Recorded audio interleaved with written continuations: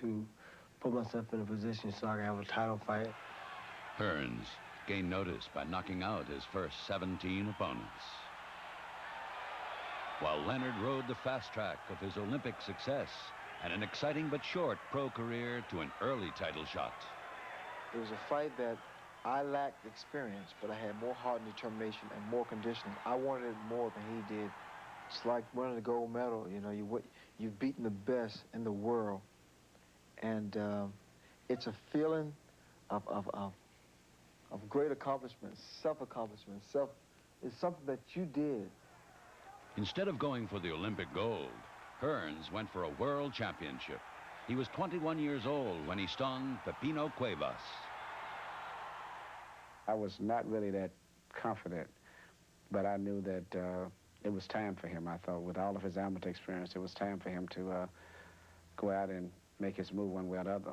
And I was very, very impressed with the knockout that he scored over Pepino Cuevas and the fact that he had so much confidence going into the fight.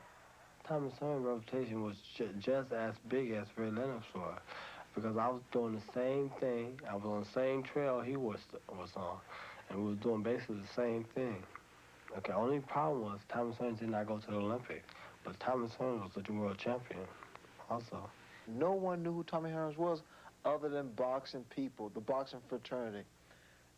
That's when I became more business-oriented. I said, I'll tell you when I'll fight Tommy Hearns. That's when people ask me on the street. I'll fight him when you ask the little kid on the street, who is Tommy Hearns? When you ask some grandmother, who is Tommy Hearns? And when they say Tommy Hearns, oh, he's a guy that is a boxer and he's a champion. When they say that, then it's time. Instead, it was Roberto Duran who provided the big payday. We believe that this event will be the highest grossing boxing match in the history of the sport, far exceeding a first Ali Frazier fight. That roughly grossed $18 million. And we believe that this fight, and we're shooting for a gross of over $30 million. Leonard got the money he wanted. However, in a close but unanimous decision, he was also tagged with the first loss of his career. The fight against Thomas Hearns would have to wait. The new priority was to defeat Duran and recapture the crown. And to do that, Leonard would have to fight his type of fight. I try to beat that man in his own game because I felt it would have been much more rewarding to beat him toe-to-toe. I tried that. I tried my damnedest to beat him toe-to-toe. And because then they didn't know how to judge that fight.